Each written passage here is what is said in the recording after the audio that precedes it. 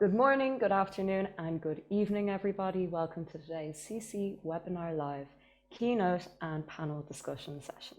Thank you for joining us, and today's discussion is sponsored by HAUD, so thank you very much for sponsoring us also. Shortly, I'll be passing on the mic over to Eric so that he can introduce today's speakers and moderate this session. First though, for our audience joining us, if you would like to get involved and ask any questions, you can use the chat box down below. So that's all from my side. Eric, over to you. Thank you so much, Eva, and good having you here at the Carry Community Webinar Live. So guys, welcome to all of you out there. Today's topic is Waking the Sleeping Giant. Oh yes. So what's next for A2P and how can MNOs use this channel more effectively to surcharge their revenues? Again, a mouthful. But I will not do this alone. I would not like this because we do need the senior specialists around the world here, which are actually gathered here at this HAUD webinar. So let me give them a quick minute to introduce themselves. So over to you, Joanna. Welcome. Hi.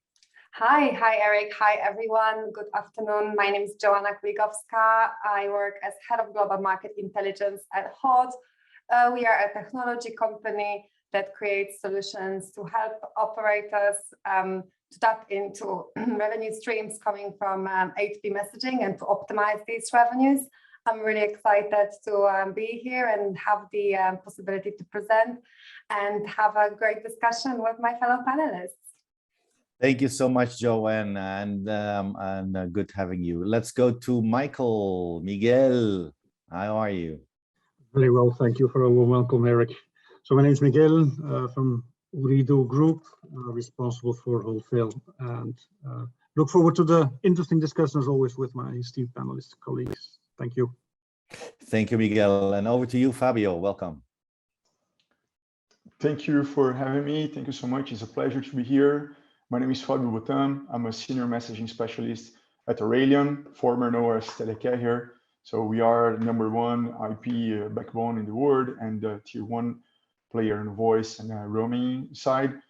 And we have started the messaging business 3 years ago, and it will be a pleasure to share our views around the topic. Thank you so much.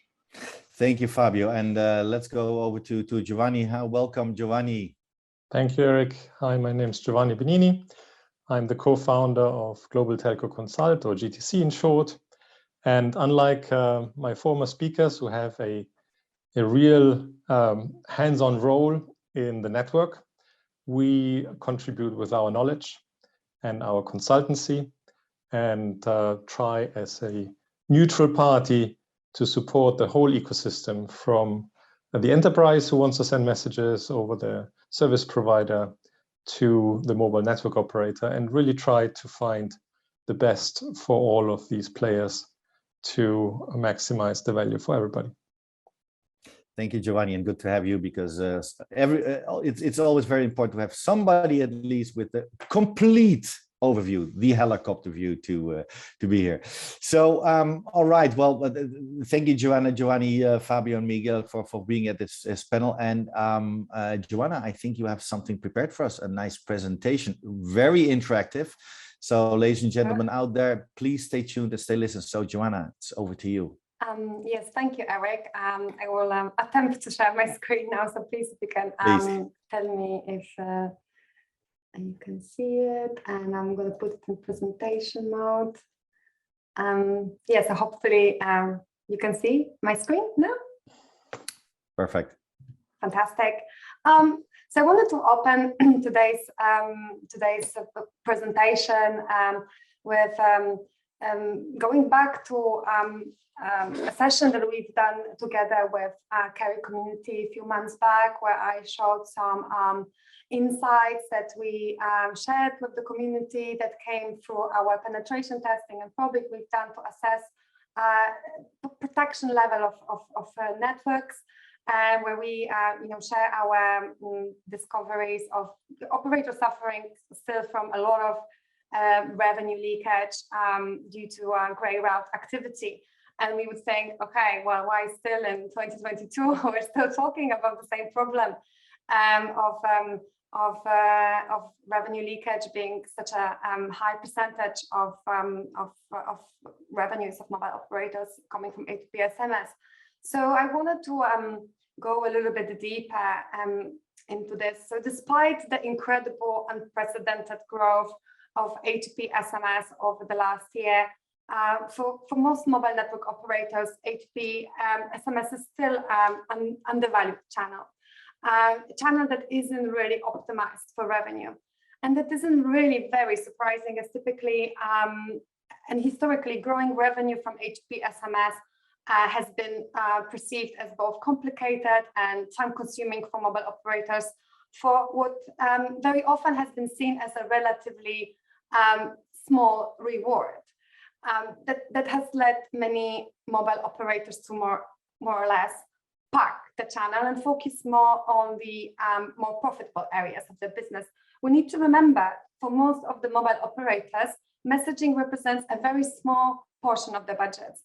I think last time I had Nick Lane quoting some data on this during his presentation in Fabrica Moritz in Barcelona. On average, it comes to 1.7% of operators' budget, which it's not a lot, you might agree with me. Therefore, generally speaking, most operators would frequently follow a strategy of, well, doing nothing at all and missing out on the opportunity altogether, or simply selling off the capacity or control to an SMS aggregator in return for, let's say, preferential pricing or some level of exclusivity, which in result leads to capping their revenue, or attempt to grow the A2P revenues by drastically increasing SMS prices year on year, which very often leads to more leakage and can be also can become a deterrent for brands to adopt SMS as a channel of communication, or even cause decay of the existing volumes. We see in markets where A2P rate is historically very high, the A2P penetration hasn't been growing in such an exponential way as in other markets, for instance. So none of which are, in my opinion, effective long-term strategies. And the market potential of A2P is huge. Overall, what we are seeing today is our industry facing a pivotal moment. COVID-19 has been transformative for messaging. We've seen a huge surge of new use cases as well. It, of course, has proven itself to be a perfect channel for critical communication, has achieved unprecedented growth in times where many businesses were on the decline. So there is no doubt that the global A2P SMS is thriving. And the reasons for this are simple. It simply works, right? We all know it works. Additionally, the historical reputation, it has the historical reputation for being more secure and delivering higher conversion rates than email.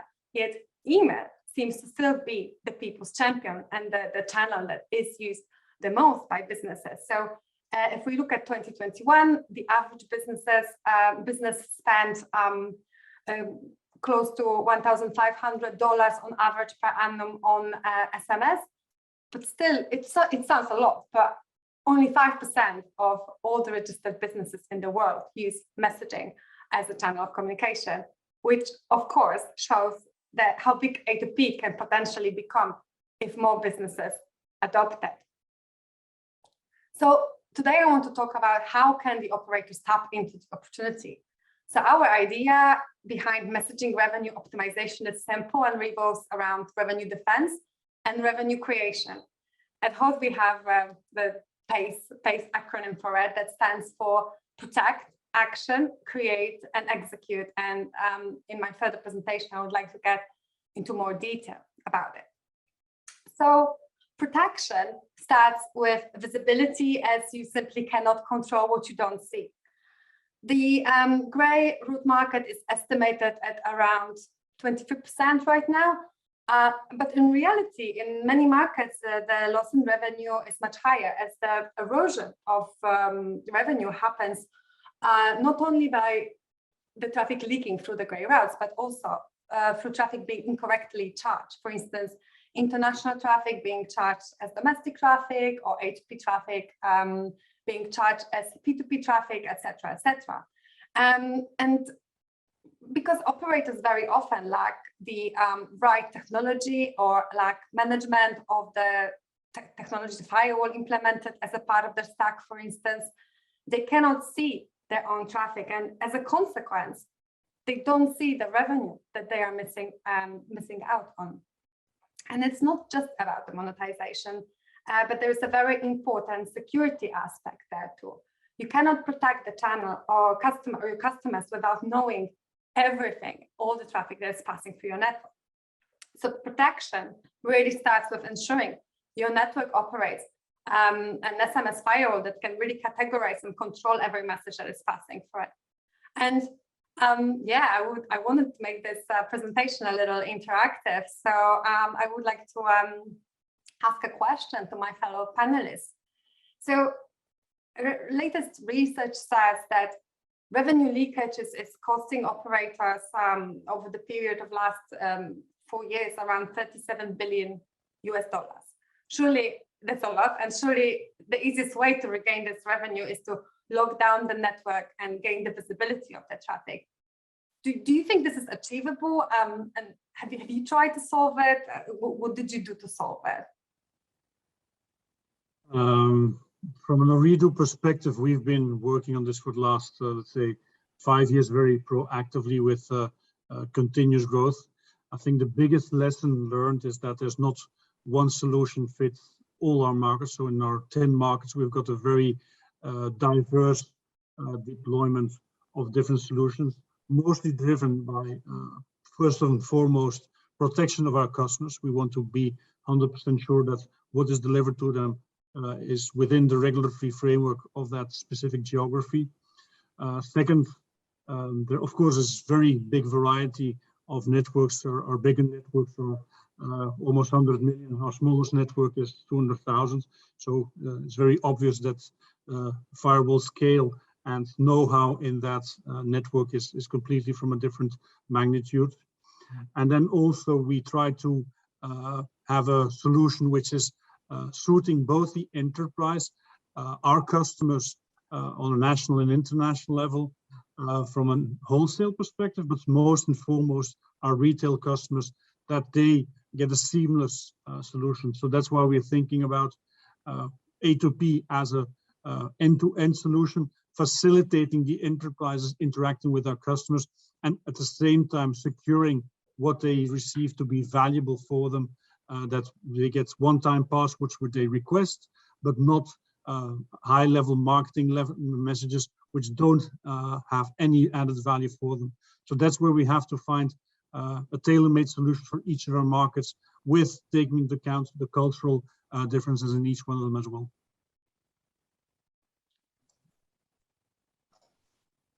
Yeah, that's absolutely great. I think what I really like about what you said is, and I completely agree, is there's no one solution fits all. And it's great to see that, you know, because you have a good spread across the group. That's also very, very interesting. So yeah, absolutely. The one thing, Joanna, maybe that is worth pointing out is that testing is the key to get the visibility.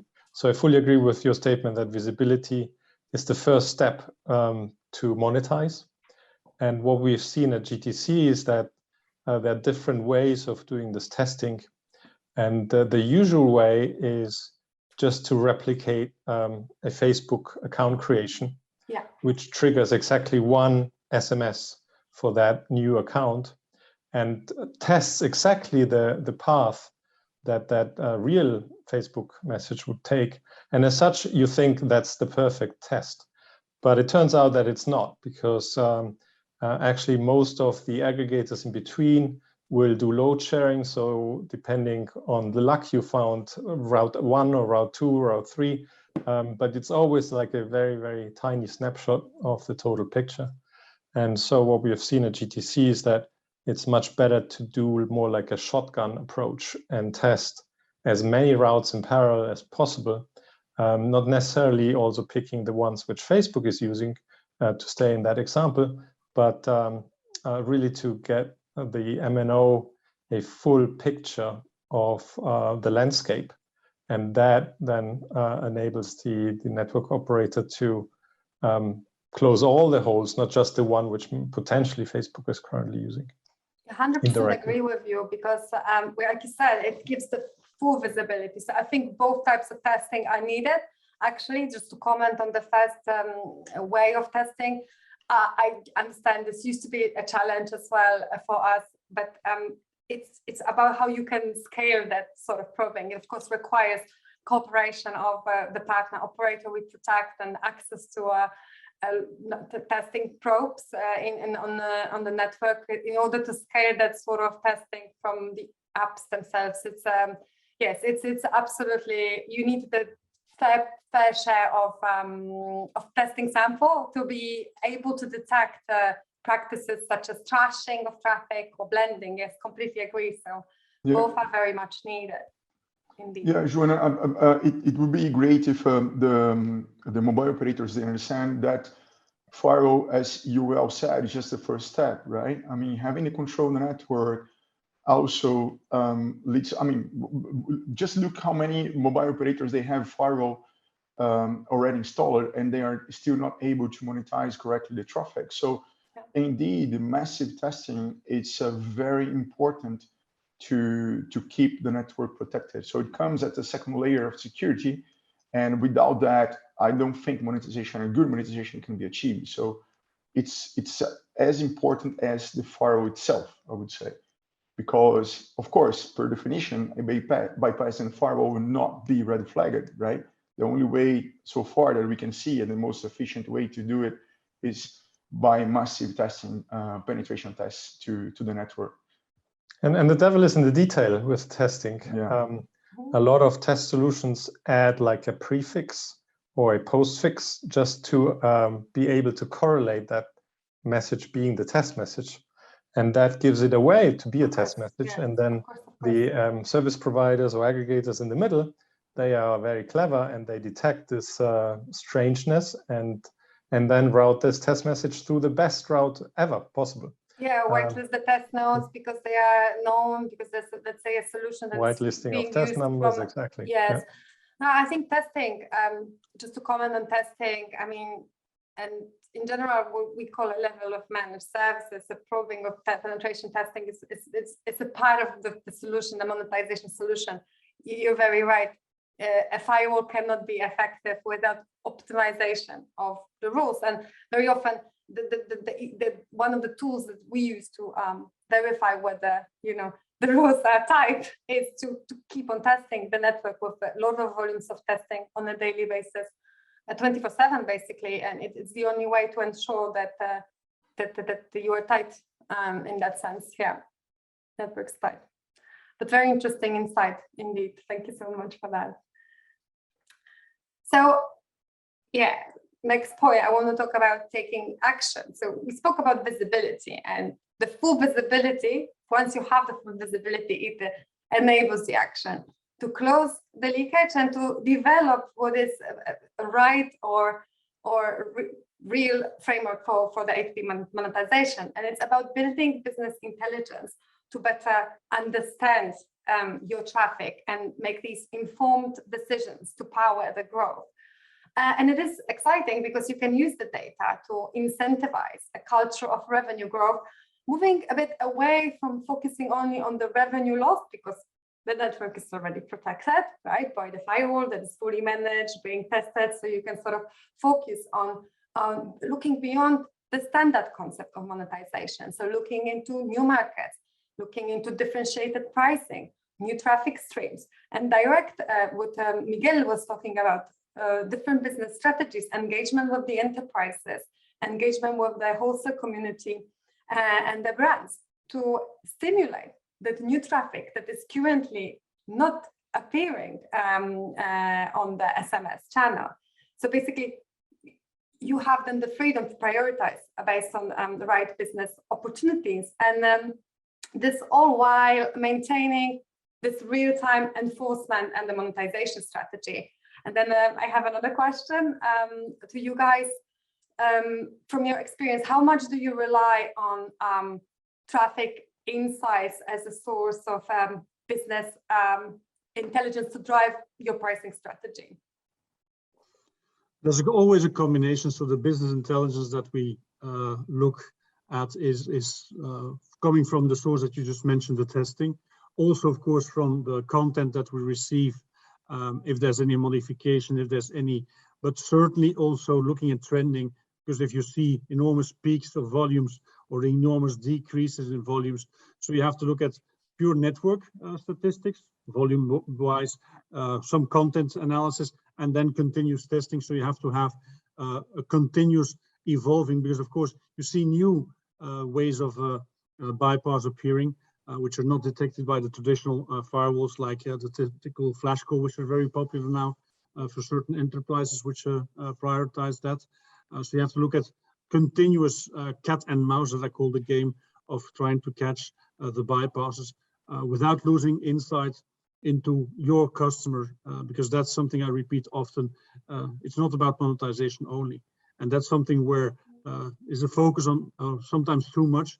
At the end of the day, it's your customer who requests often these services, so you have to find a very good balance between those in order to have maybe a little bit less monetization in order to keep your customers satisfied and not having customer complaints, which can be annoying if you have a bank account opening, you have to do 3 to 4 times the SMS before it comes through. That's not a pleasant customer experience either.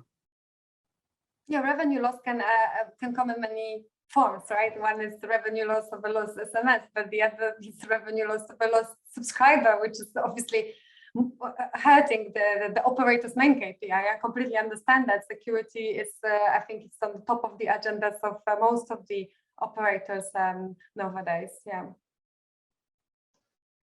Yeah, I think pricing is a very difficult topic because it's so dependent in so many different variables. Of course, data analytics and to build like a good business intelligence to understand and make the market intelligence to understand what would be like the sweet spot for the mobile operator, but also as Miguel is saying about how to support as well the enterprise business. I think that's really complex. It's not a simple topic to discuss, but yes, we need to be very careful that if when we try to change pricing or promote a better pricing, that will of course promote better monetization for the mobile operator. We also need to understand that we need to give something else. We need to, what else we're giving to the market. So is this pricing actually reflecting a higher quality? Is this pricing actually reflecting a better user experience? If so, then it makes sense. But if we go for a pricing strategy where you just double your pricing without doing anything on the mobile operator side, without bringing any benefit for the final user, sorry, that may, in the end, that may happen that you will lose subscribers, as you said, Joanna, which will, of course, will have like a side effect on your pricing strategy. So it's, again, it's really, in my opinion, pricing is a difficult topic, and it has to be carefully handled in all different angles.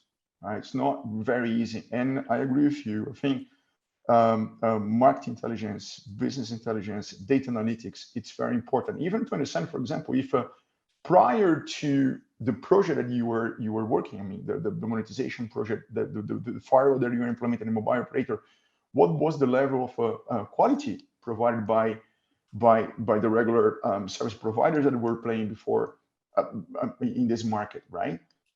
You mentioned, Joanna, trashing, right? Dumping, traffic dumping. I mean, I measure myself some big names out there, which they were dumping 29% of the total traffic, which is terrible. So I have this data, real data that we were measuring. So can you imagine that? This is quality. I actually can. I've seen trashing up to 50% of traffic in one of our launches from last year in Latin America. So yes, I can imagine, but this hurts the brand very much, and it's sadly, it is a common practice. So that analytics really allows you to monitor that behavior, and together with the scalable testing, of course, that Giovanni has mentioned. Yeah, absolutely. I mean, we're talking to the big SMS procurement agencies, or not agencies, brands like Facebook and Google. And we see two major trends from them. And that is, one, they want to go direct, which is a good news for the mobile operator.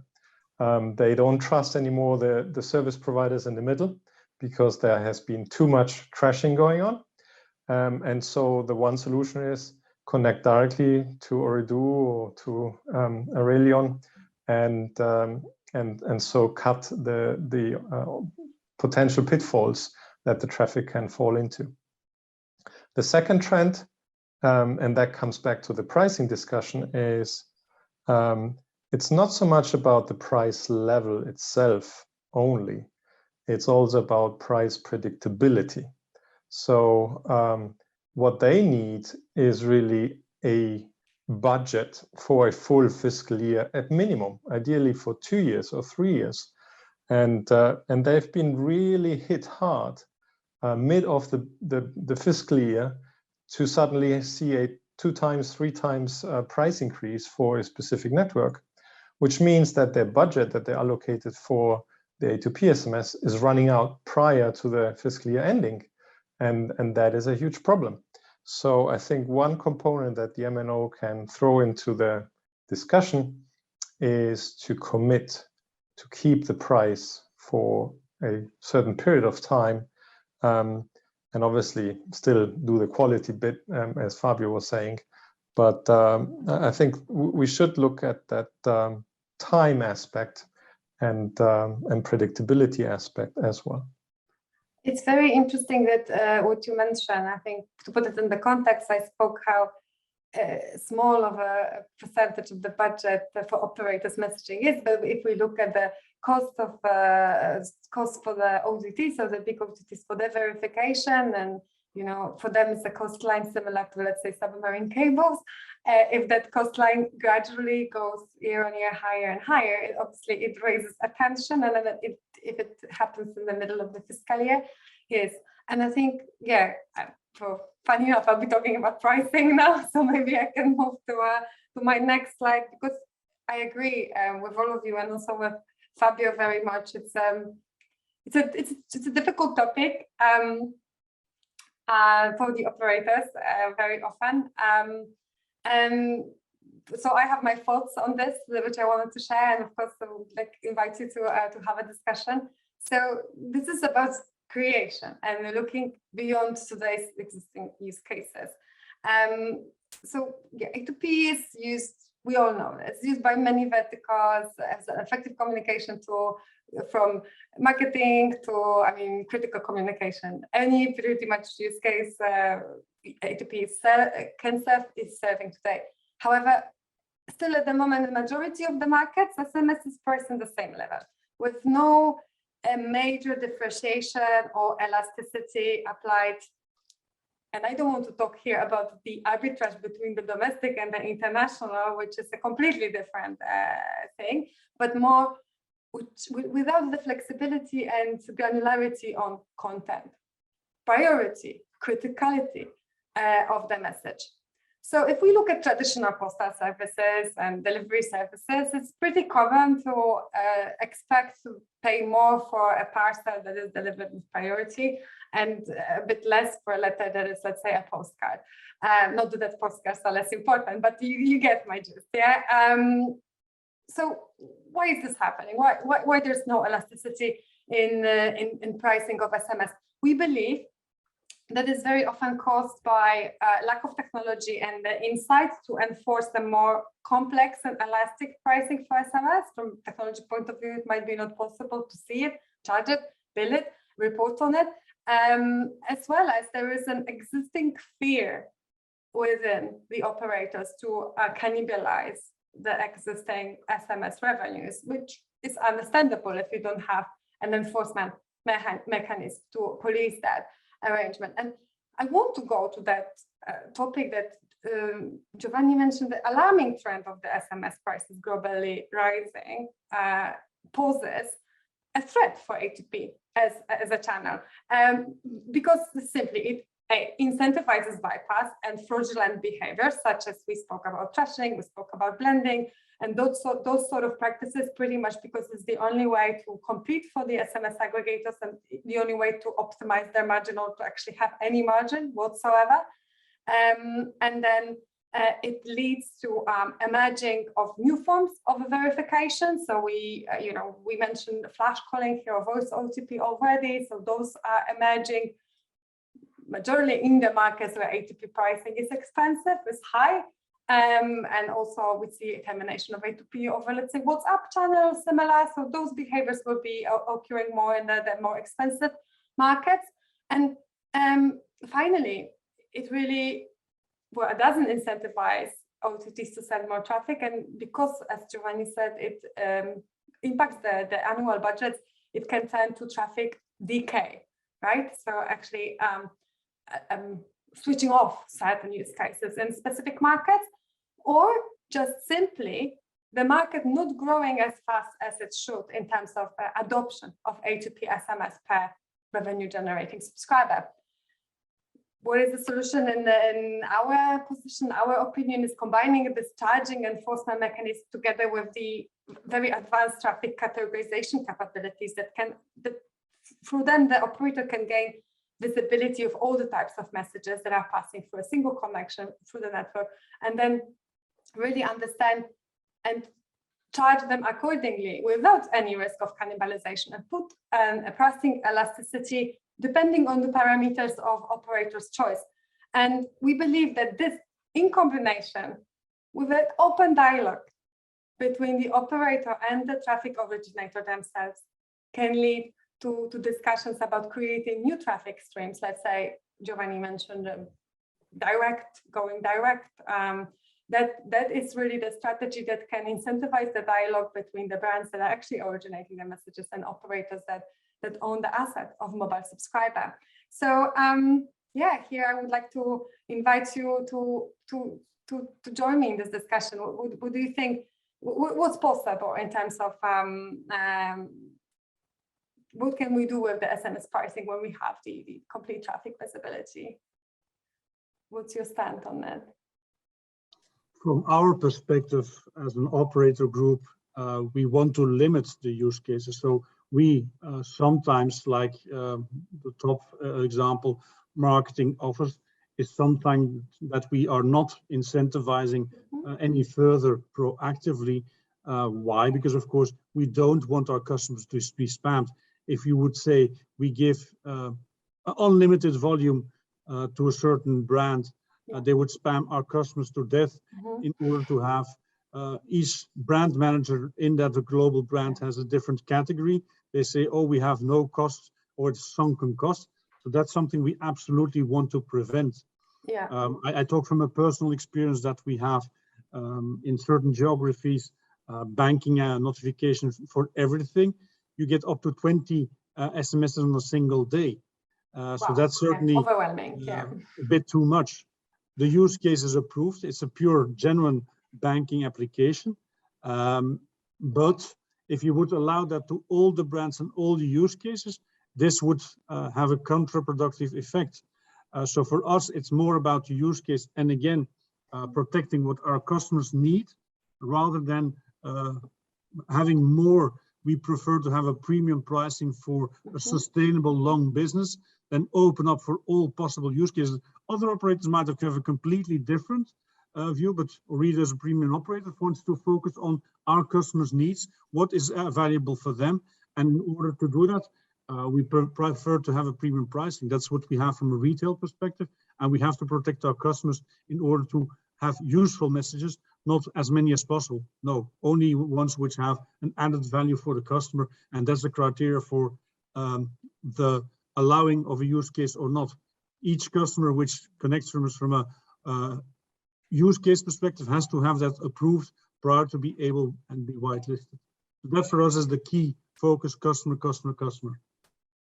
It's very interesting, and I can understand that in some of your markets that given the penetration of and digitalization in the specific markets, the adoption is on a very high level that can lead to overwhelming of a subscriber, and it can become the sort of, yeah, I mean, the customer can become apprehensive trust those messages if they are being spammed. That's very interesting approach. So to protecting your subscribers, Miguel.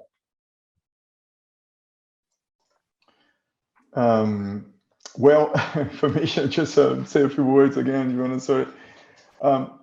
I'm a big fan of this idea. I mean, price per traffic profile. I believe this is it's something really good to be done for the mobile operator. It's a way to empower the mobile operator, of course, to, again, sorry to use this buzzword monetization, but that's what it is about.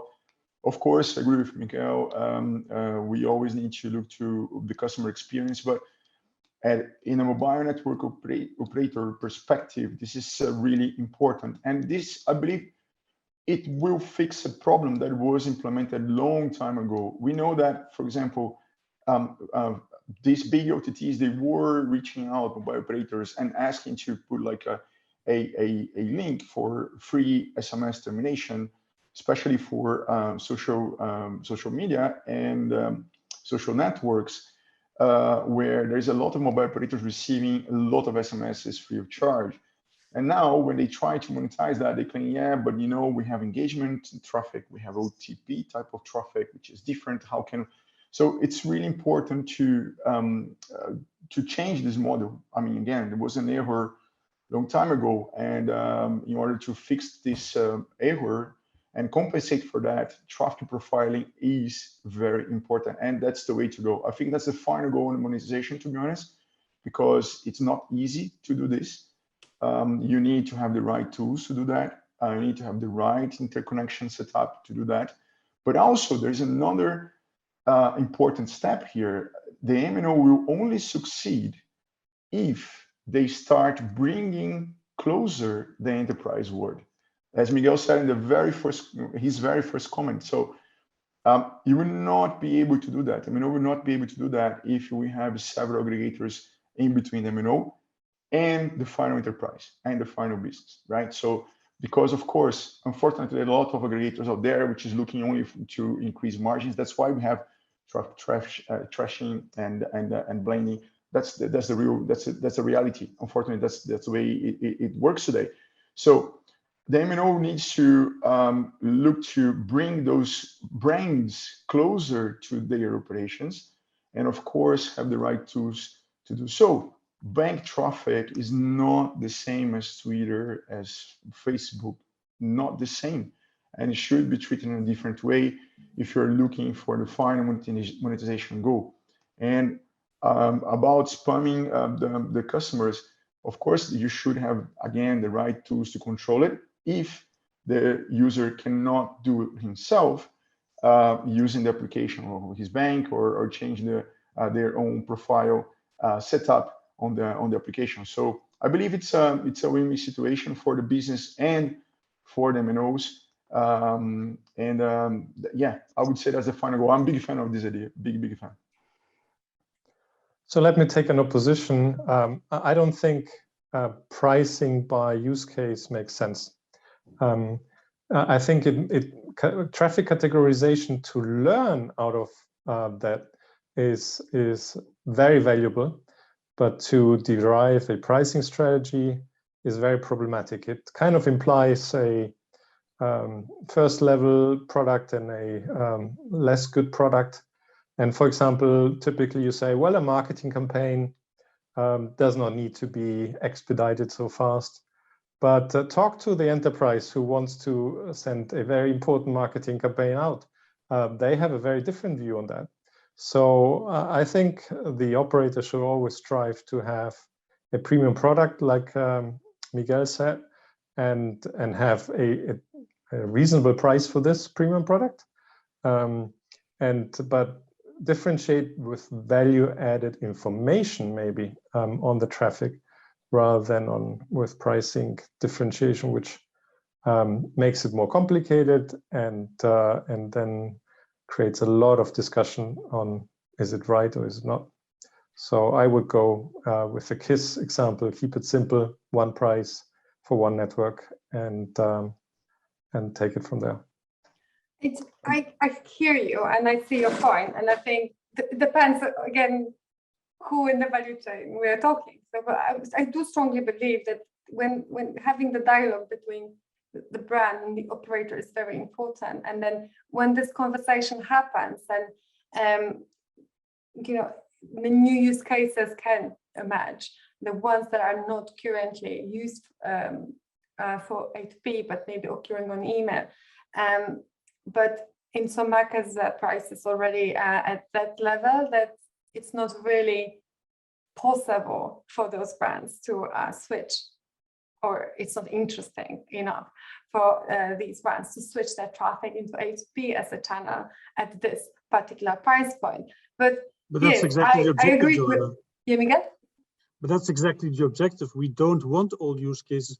We want to have only for specific urgent things. If you look at the volume as a customer that I get in my country at this point in time, I checked it up myself. It's 370 SMSs a month, of which I consider myself probably 1/3 useful. And we're very strict on the use cases which we allow. The pricing is not differentiated, but we think that it's better to protect our customers, and even pricing is also a mechanism to protect our customers, that they only get useful.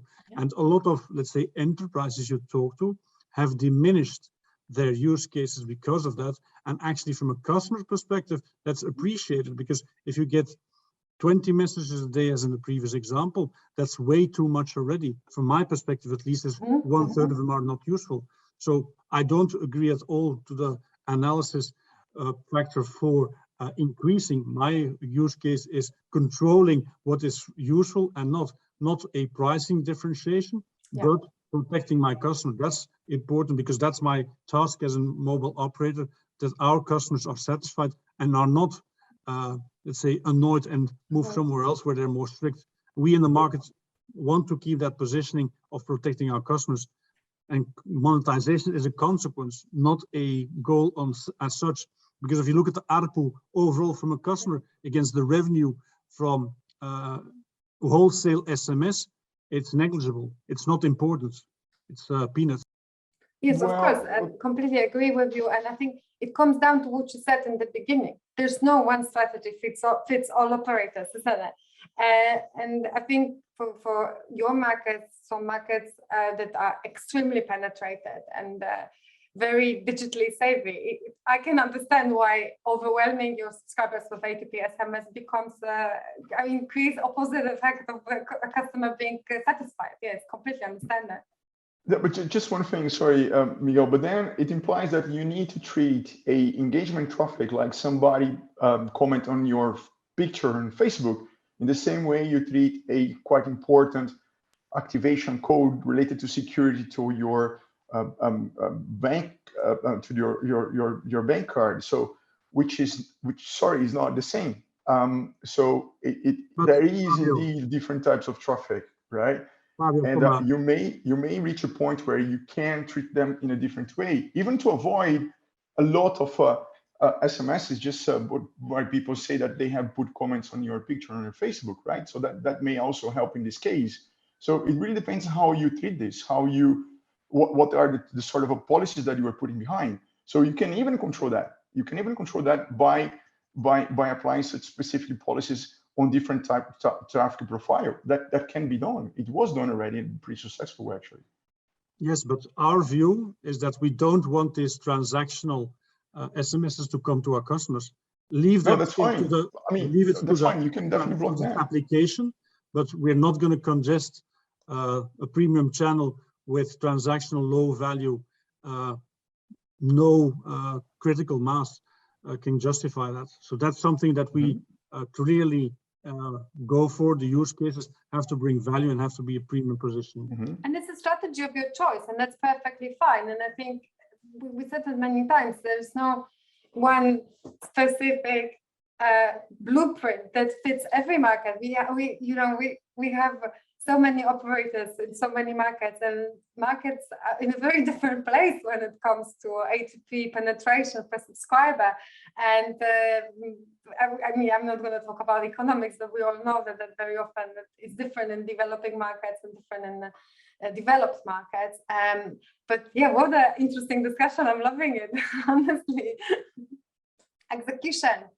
I think, finally coming to execution, policies, strategies of any kind are useless with no enforcement mechanism in place. So what we strongly believe at HAUD is that by combining the technology, so the firewall, which I try to sometimes say, firewall is just a box, right? I mean, so maybe it sounds strange coming from a firewall vendor, but if not managed properly and not combined with constant monitoring, real-time management and optimization of filtering rules, it is inefficient and basically not working and not able to enforce the customer monetization strategy of the choice. Because at the end, it comes down to what the operator choice is to monetize and securitize the network.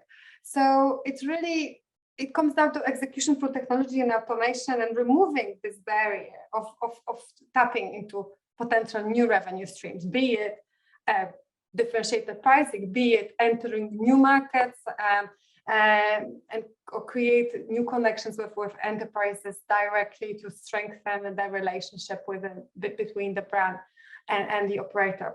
So as my final word for this presentation part, I'd like to say, I repeat, actually, I believe our industry is really facing a pivotal moment, and the operators really need to be taking action to secure the future of SMS, as the opportunity to grow the revenues coming from the channel is certainly there. But if collectively they don't, then this could be the start of a terminal decline and a huge missed opportunity for the MNOs. So my last question for you is, what do you think is the biggest blocker for MNOs to create more revenue coming from A2P SMS?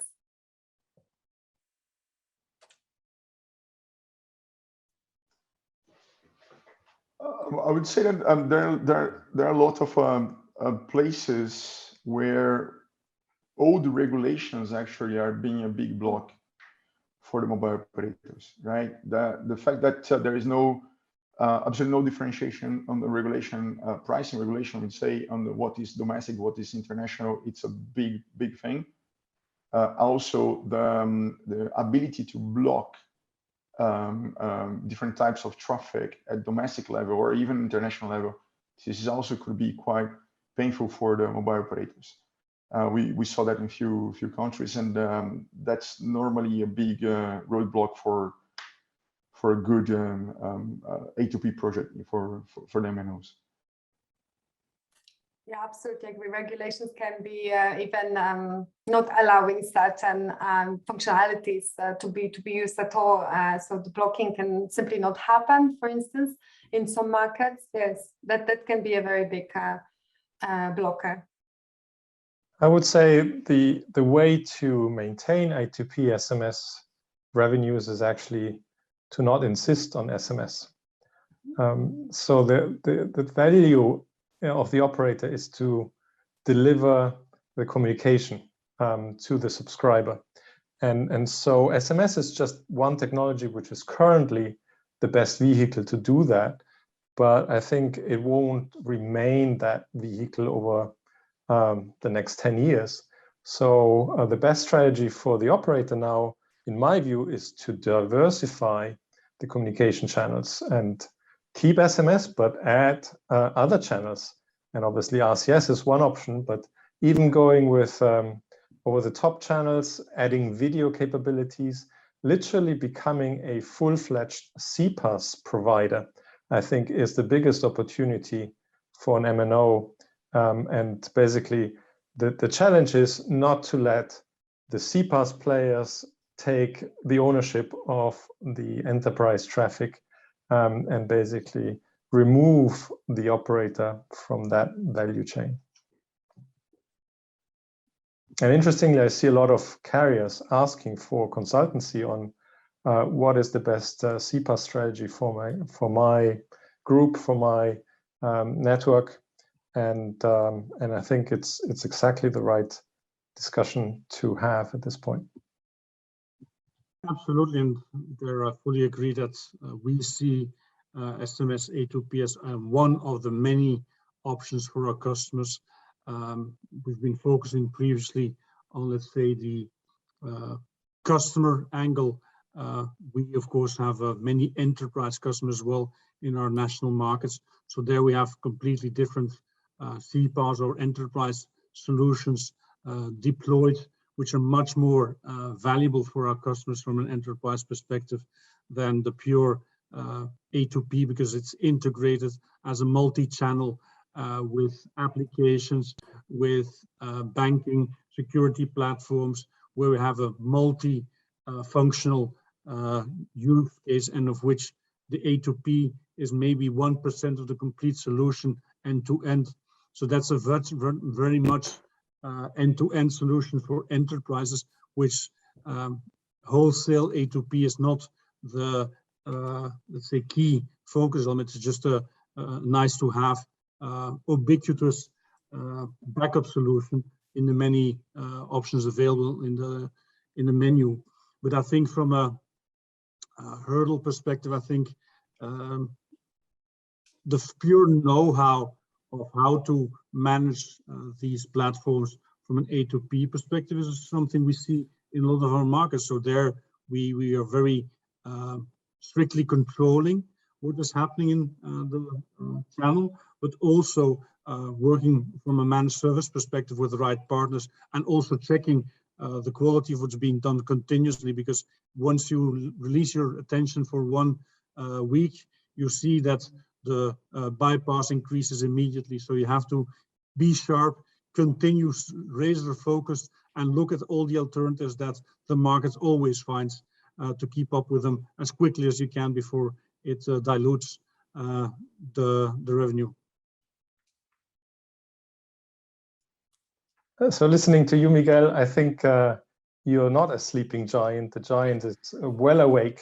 Very good. And watching out that it stays awake. And I think that's exactly the right attitude as a network operator. Don't become complacent that you cannot be replaced. There is a significant risk of that happening unless you stay awake and actively drive future revenues, including A2P SMS, and manage it actively.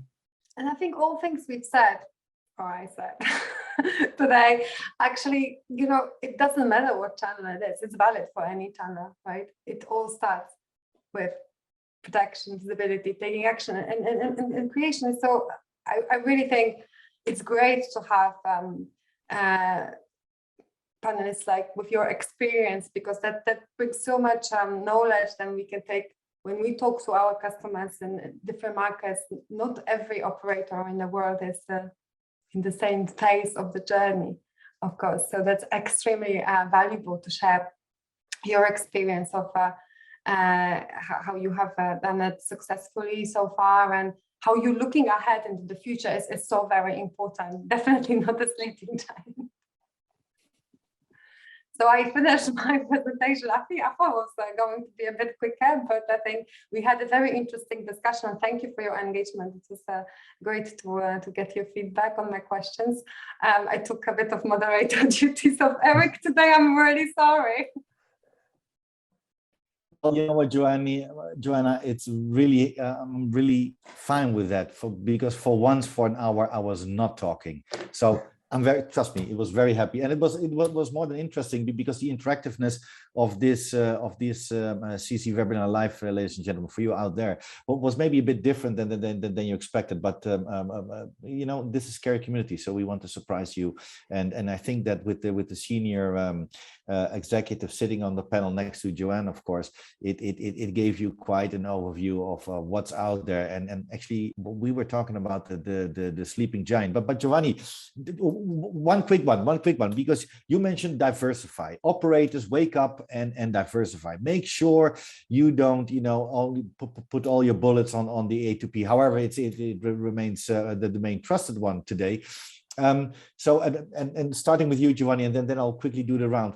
What's out there for the future? When can we expect something else? What is your glass ball future prediction? So I mentioned already RCS, which was always the standard answer to your question. Nowadays, I'm not sure anymore that this is the right answer. In my view, RCS is more an over-the-top channel, like WhatsApp for Business, like business chat from Apple. I think there is not one silver bullet for the operator to focus on. It's more the omni-channel thinking that you need to put on and develop multiple communication options for the enterprises. And if you do this right with good value-added packaging around it, then I think there's no reason why the enterprises should not go directly to the operator as they have done in the past. Okay, Fabio? That's the direction we are taking as well in Aurelian. We're moving to an enterprise solution, which will be multi-channel, that's for sure, because in my opinion, I believe we live in a world where the final user decides how they want to be contacted, how they want to communicate with the service, if it's via an app, if it's via an SMS, email, or WhatsApp or Messenger. So it's really, I think that's something that's really driven by the final user, not anymore by the MNO, not anymore by a international standard. So multi-channel solution is I would say the best that we could implement today in the market. So we need to be flexible. Okay, thank you, Miguel. I mean, you answered already a bit of the question, but maybe your glass ball prediction for what's coming next. What should we look out for? I don't have a glass ball, unfortunately. Otherwise, I would be doing other things as well. But for me, in this discussion, I think that the most interesting part is this is part, in our view, from a digital transformation we're doing for our customers. And A2P remains in that digital transformation a good backup for all the other channels that we have available. And surprisingly enough, the SMS for many of our customers is very valuable and preferred when we do surveys. Why? Because it gives them exactly what they want in a very simple method. Because if you go to a website, if you go to a chat box, before you find what you have, you go to 20, 30 menus. You have the same problem as the call centers back in the old day when you have to go 1, 2, 3, 4, 5, and you still don't find what you need. So this is very accurate, very to the point. Depends how it's built from an enterprise solution perspective, but I think that flexibility, as said, is important. Keep it simple. The KISS word that Giovanni utilized before, keep it as simple and as close to what the customer wants for the specific use case he needs. That's my conclusion on the digital transformation, including the A2P SMS. Thank you so much, Miguel. Really appreciate it. So, Joanna, back to you again. So, for you, the final word. What should we look out for? What's next? What's there? I believe that we live in a market that changes are driven by consumer, and eventually the market and the consumer will determine what is the next big thing. It's not going to be the operators, it's not going to be the aggregators, it's not going to be me or you or Miguel or Giovanni. So in my opinion, or Fabio, sorry, Fabio. So in my opinion, aggregators, operators, technology vendors, we all need to be prepared for whatever the new technology will be, or be it all of them. So omni-channel, and we need to be prepared to embrace it. That's my final word.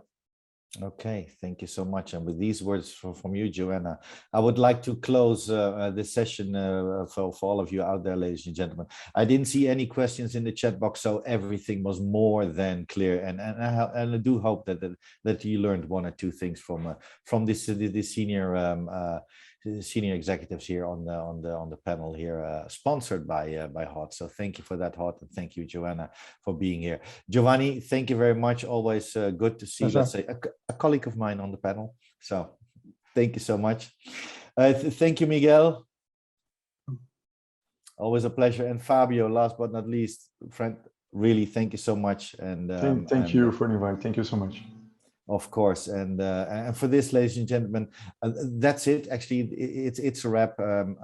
You can see everything back on the CARE community portal where we have everything for you ready. So you can always watch this again if you need to and if you want to, and share this, of course. So with those words, Eva, back to you, back to the studio. Thank you so much. Thank you very much, Eric, and thank you to everyone who participated today, especially Joanna for your presentation. This panel session will soon be made available to view through the CC Media portal, and we're looking forward to welcoming everybody both at virtual and physical events throughout this year.